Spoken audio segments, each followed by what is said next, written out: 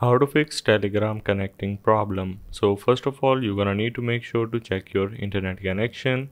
Ensure that you have a stable internet connection. Switch between your mobile data and Wi-Fi to see if it's helping or not.